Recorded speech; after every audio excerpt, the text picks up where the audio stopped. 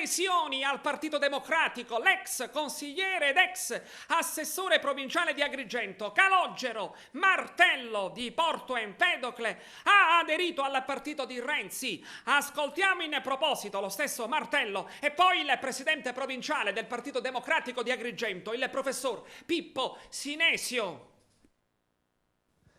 L'ex consigliere e assessore provinciale di Agrigento, Calogero Martello, di Porto Empedocle, aderisce al Partito Democratico.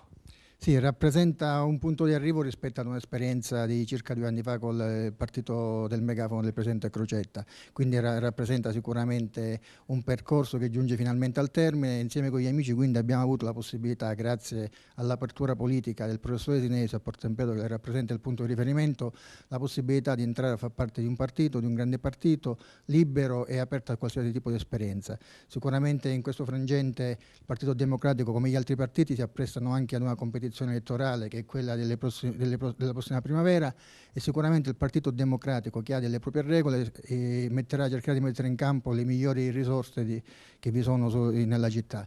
Noi entriamo nel Partito Democratico, entriamo in punta di piedi sapendo di avere un punto di riferimento che è il professore Sinesio, che saprà, come sempre fatto, dare la possibilità a tutti di esprimersi nel miglior modo possibile. Il professor Pippo Sinesio, presidente provinciale del Partito Democratico di Agrigento.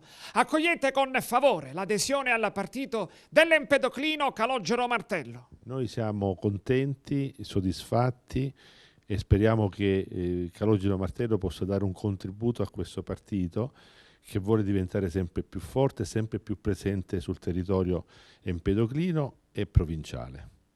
Peraltro a Porto Empedocle tra qualche mese vi saranno le elezioni per il rinnovo, per l'elezione del nuovo consiglio comunale e soprattutto del nuovo sindaco. È una prospettiva politica impegnativa, soprattutto per il Partito Democratico. È impegnativa per il Partito Democratico perché il Partito Democratico non deve compiere gli stessi errori che ha commesso su Agrigento. Noi abbiamo persone che possono svolgere il ruolo di sindaco nella giusta maniera, in maniera molto pregnante e forte, e pertanto insieme a Porto Empedocle, ma parlo anche di Favara, parlo di Canicattì, parlo di Montevago, il Partito Democratico deve avere la capacità e saper trovare il modo come proporre candidati sindaci che siano forti, presentabili nell'interesse della comunità. Porto Empedocle, il comune, subisce attualmente una condizione definita quasi di predissesto finanziario. Sicuramente per chi governerà la città prossimamente sarà un compito altrettanto responsabile.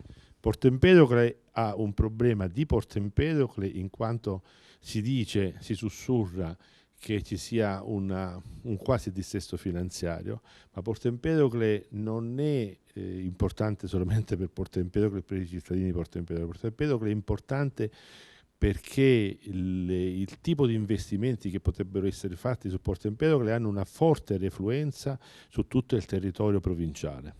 Pertanto la classe dirigente politica si deve far carico non ad assistere, diciamo, inermi a tutto ciò che avviene, ma deve saper trovare un punto di collegamento con il livello regionale e con il livello nazionale per far sì che tutte le opere che dovevano essere fatte a Porto Empedocle possano essere realizzate nel più breve tempo possibile.